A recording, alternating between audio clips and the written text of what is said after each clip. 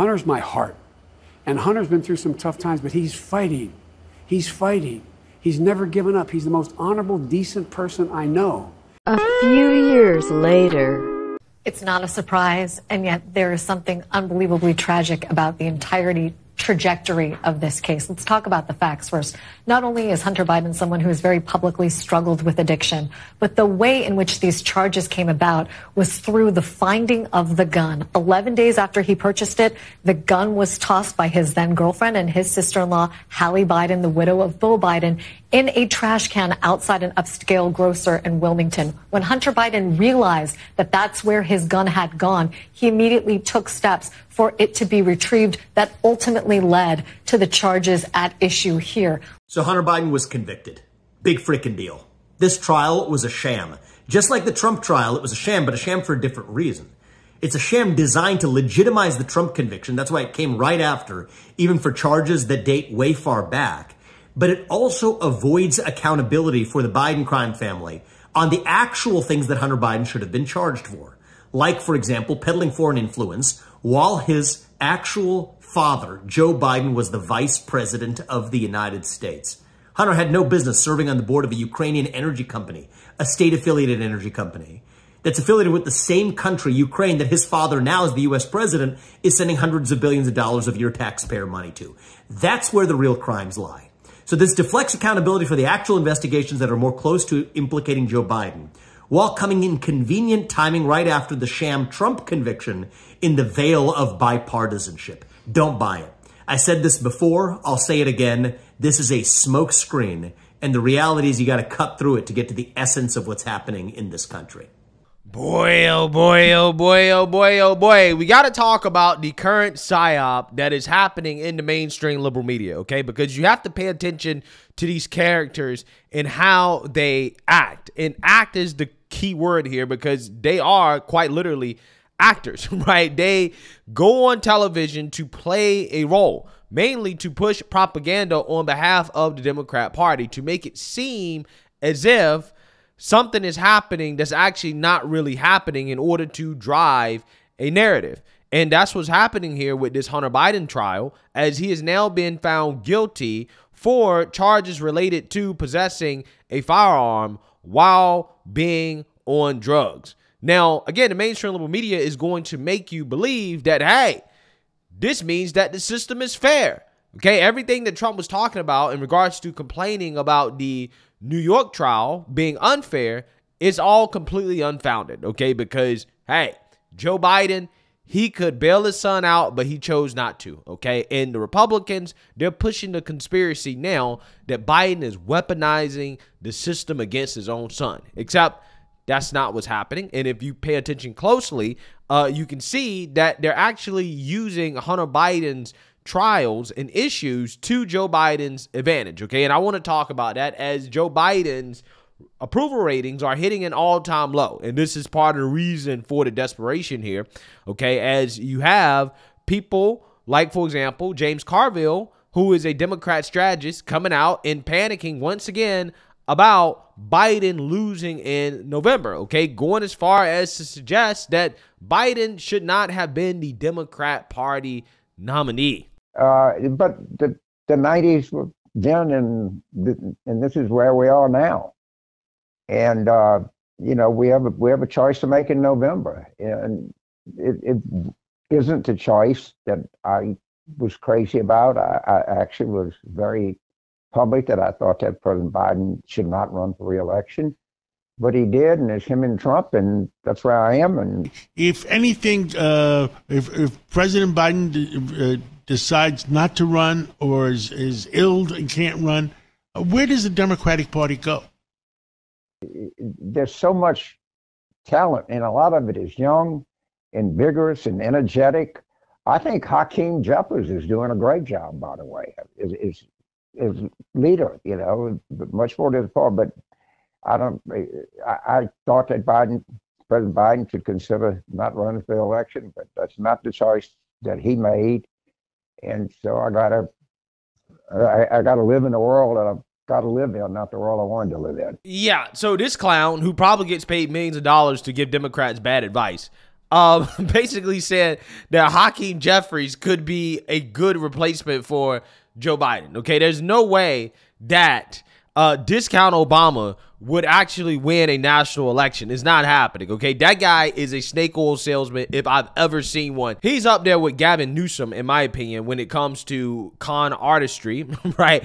I just don't like that guy at all. Okay, and I don't think that he would be a good replacement. I think Democrats at this point are stuck with Joe Biden, right? And again, they kind of deserve it because ultimately, at the end of the day, I mean, it's not like their primaries were actually conducted in a fair way to allow other candidates who may be better than Joe Biden to actually win, right? So they're stuck with this guy. But again, the writing's on the wall, okay? And even the Democrats know that. This is why they're coming out here and they're pandering hard to the base of the Democrat Party, black women, right? Trying to gin up some fear-mongering in order to get them to come out and to vote for Joe Biden, because it seems as if black men who seem to be open-minded are moving away from the Democrat Party. They're saying, hey, we're not voting for Joe Biden anymore. We're going to vote for Trump, right? So you got to come out here and they have to, you know, do what the Democrats always do when it comes to trying to win black votes, which is to paint the other side as white supremacists and scary, and they want to take us back to Jim Crow, even though you're not supposed to talk about Jim Crow or bring up Jim Crow or bring up any of the bad times that black people have been through. Apparently, that's only a rule that applies to Republicans. Democrats like Joe Biden can openly talk about the bad times that black people have been through in order to push a political agenda, because apparently that is a privilege that only Massa can get, okay? But despite all that, Massa is still struggling so much that, again, you have people like Nate Silver, who's a pollster, coming out and calling for Joe Biden to reconsider seeking re-election in November, which basically means, Joe Biden, you probably should drop out. Be clear. They're all ghosts in new garments trying to take us back. Well, there are. Taking away your freedoms, making it harder for black people to vote or have your vote counted. Closing doors of opportunity, attacking the values of diversity, equity, and inclusion. It's about our present and our future. It's whether that future is a future for all of us, not just for some of us. In some politics, polling guru Nate Silver proposing President Biden reconsider his 2024 plans. He posted this: Biden just hit a new all-time low in approval, 37.4% at 5:38 yesterday. Dropping out would be a big risk, but there's some threshold below which continuing to run is a bigger risk. Are we there yet? I don't know, but it's more than fair to ask. Some arguing that Biden's behavior in public is raising concerns over his age, including this incident last night where he does appear to freeze. Watch.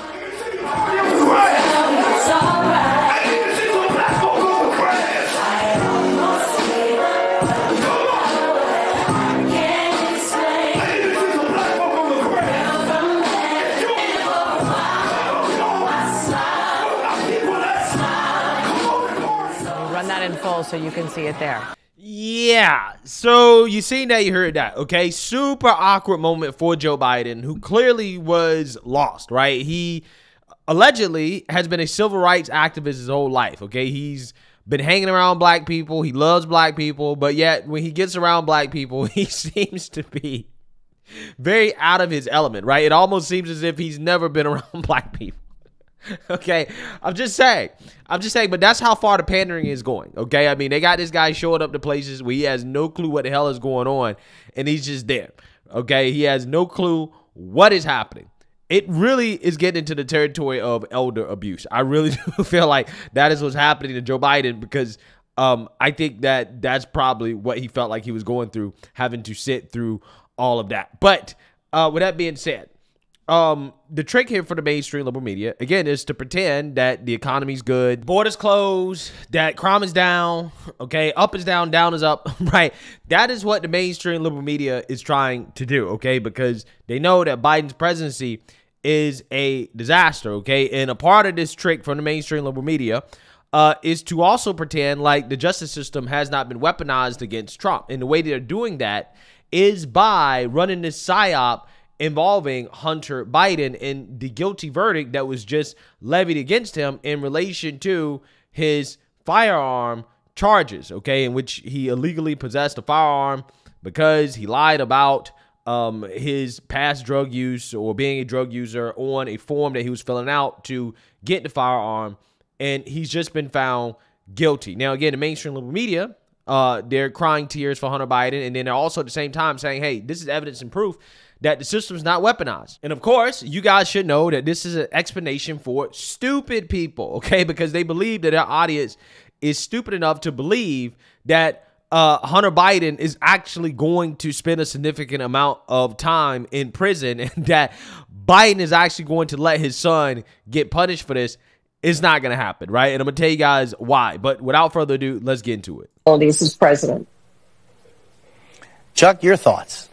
Well, to pick up on something Claire was saying there, I think that, if Biden has lost something with the American people over the last few years, it's that reminder that he is sort of the opposite of Trump on empathy, right? He's the opposite of Trump on some of these things.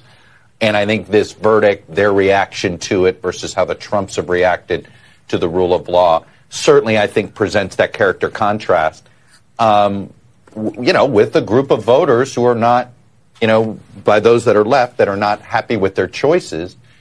And I think, to try to figure out who this politically benefits, I think this, it hurts Trump. Hard stop. You don't know if these things help Biden at all, but it certainly hurts Trump because I think his rhetoric about a rigged system really works against him when you look at all of the supposed advantages that the Bidens had in this case, right? It was a person that was appointed by Merrick Garland. As Claire McCaskill pointed out, Joe Biden had the power to stop this if he chose to. And he will, ultimately, right? But just not right now. Okay, you guys got to understand how the game works. Okay? The mainstream liberal media tries to play people like they're dumb. This is why I feel like my intelligence is getting insulted every single time I listen to these people talk. Because it's like they just lie, they just gaslight. And this is another example. They're trying to say, well, hey, since Joe Biden has weaponized the system according to Trump, then you would think that Hunter Biden would have got off. Well, again, what these people are conveniently leaving out is that the prosecution, the DOJ, actually did try to get Hunter Biden off, because if you guys remember, the only reason that we're at this point in which Hunter Biden is being found guilty is because a Trump-appointed judge had to stop the prosecution and Hunter Biden's team from agreeing to a sweetheart plea deal, which this is what they tried to do. They tried to construct a deal that would basically get Hunter off from any type of future prosecution for the charges that he should be facing in regards to failing to register as a foreign agent while he was influence peddling, selling his father's influence overseas, right? He actually really should be facing more serious charges having to do with the Biden crime family and his father, okay? But the DOJ tried to let him slide on that and tried to throw that in the plea agreement that, hey, we're not going to go after you for these future charges related to, your tax stuff, which, again, that is related to the tax stuff. And he has to go to trial and deal with the tax stuff later. But, yeah, the judge was like, no, this plea agreement is too broad. And when Hunter Biden's defense team found out that, hey, we can't get this immunity from future prosecutions, they said, you know what, screw it. We're just going to go through and fight it, okay? We're not going to accept the plea agreement. And that's what led us here. So, again, the only reason that we're seeing this happen right now is because a judge had to get in the way of the DOJ letting Hunter Biden off. But yet the people in the media, because they think that their audience is dumb, are trying to spin this as, oh, well, this is proof that Biden isn't weaponizing the system, because you would think that he would get his own son off, right? Well, they actually tried to do that, and it was stopped by a judge, okay? Now, here's what the finesse is going to be, right? This is what the finesse is going to be. There's no doubt that Joe Biden is going to pardon Hunter, right, at some point. The problem is for Hunter, again, is that he has these tax issues to deal with, right? And that could implicate Joe Biden. We'll see. Now, again, the prosecution is trying their best not to have Joe Biden involved, okay, even though he should be, right? We also should be going after him as well, too. That is going to be an issue. But if Hunter Biden actually is sentenced to prison, which he could or could not be, it doesn't matter. If Joe Biden is reelected, he will pardon his son at some point. I don't care what Joe Biden says right now. There's no way that after losing his other son that he's going to let Hunter rot in prison while he's on his last legs. It's not going to happen. And if he loses the election, most certainly he's going to pardon his son on the way out, right? So again, there's no chance of Hunter Biden actually really serving any type of significant prison sentence or getting any type of real punishment here. And again, the mainstream media is just trying to play people like they're dumb. Like they can't figure that out. That, again, this is a psyop. They tried to get him off before, couldn't do it. So now what they're trying to do is that they're trying to say, okay, well, he's guilty, but, you know, he's not going to really face any real punishment. But we can run with this as an example of how the justice system is not weaponized, right? Which, again, is an appeal to stupid people who are not paying attention. So now let's listen to ABC try to gaslight us on this Hunter Biden conviction. She's live at the White House. Rachel, folks are going to be watching very closely any kind of reaction from the White House, the Biden administration, and of course, President Biden himself. And obviously, Rachel, these cases are vastly different. The case we witnessed a couple of weeks back with the former President Donald Trump, his guilty verdict. Now today, President Biden's son, Hunter Biden, with a guilty verdict in this case. Again, cases completely different. But one thing politically people will be looking at is the reaction. We know after the Trump verdict, a lot of rhetoric about a rigged system, up against the former president. Those are the words being used by the campaign, the former president himself. And just a couple of days ago, on the other hand, the current president, President Biden, telling me in Normandy that he would respect the outcome and that, yes, he had ruled out a pardon. Now, whether or not that continues moving forward after this verdict, he is Hunter Biden's father, as we all know. But will they continue to try to paint a real contrast here when it comes to respect for the justice system as a whole? Well, let's be clear. Democrats don't respect the justice system as a whole because when it comes to the Supreme Court, they're actively trying to undermine the Supreme Court. They have no respect for the Supreme Court. So again, don't believe the Democrats in their rhetoric about, oh, you must respect the justice system, because they don't respect the justice system, okay? Especially when they don't get their way with the Supreme Court. And David, this verdict certainly flies in the face of everything that the former president has been pushing, trying to undermine the legal and the justice system. And we know President Biden has come out very strongly against that. And it was notable that he told you just days ago that he would respect the outcome of this verdict regardless of what happens. We know that is something that the former president has not done after he was found guilty on 34 counts of falsifying business records and that hush money trial there in Manhattan. We know he has tried to undermine the justice system entirely. The White House so far, David, as of now, has not commented, but we know that they are watching this and following it very closely. Just that image of the First Lady walking out of that courtroom hand in hand with Hunter Biden just underscores how close this family is. And the president has not really commented much on this federal investigation. He says that he would not do that, but he did make clear to you that he has completely ruled out the possibility of pardoning his son. In a statement, the White House and the president said that they have boundless support and love for their son, Hunter Biden. We know that the president has talked about how he's been on the straight and narrow, how he's so proud of his son, Hunter, and just the First Lady making, really going through extraordinary efforts to be there to show support for Hunter Biden. We know that she traveled to France only to turn right back around to attend the trial the day that Naomi Biden, the granddaughter, was testifying in this case, and then flew right back to Paris. But so far, David, as of now, the president is here at the White House, but no word yet from the president yet. Rachel Scott. Yeah. Here's the thing. If you believe that Hunter Biden will not receive a pardon from Joe Biden, you're an idiot, right? Of course, he's saying that right now because it's a campaign ploy. He's trying to paint the picture that, hey, we respect the rule of law. Look what happened to my son. This is evidence that the system's not weaponized. Again, if you're not paying attention to what's happening, then that's an explanation that could be plausible, right? But if you're actually paying attention, you know what this is. This is a psyop. This is them trying to trick you into believing that, oh, wait, the system is fair and that they're not politically persecuting Trump, when that's exactly what they're doing.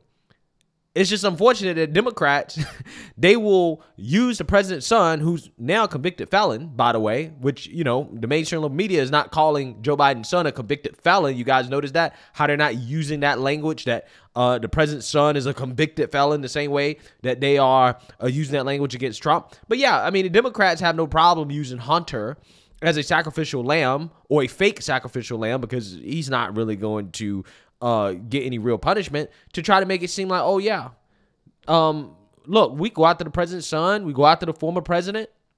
You know, everybody can be held accountable. Nobody's above the law except Joe Biden, right?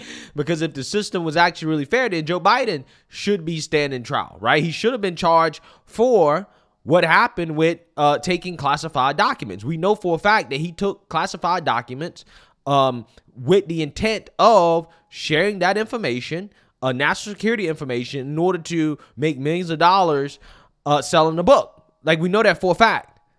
But yet he's not being charged. But again, these are the same people that want to convince us that, oh yeah, no, the system's fair. It's not being weaponized, right? Biden's not using the system to protect himself, and he'll use the system to protect his son. Ultimately, at the end of the day, he's just going to wait until after the election, right? That's when he's going to do it. I promise you, right? That's exactly what's going to happen. But hey, let me know what you guys think. Make sure you like, comment, and subscribe. Most importantly, share a Black conservative perspective. Peace.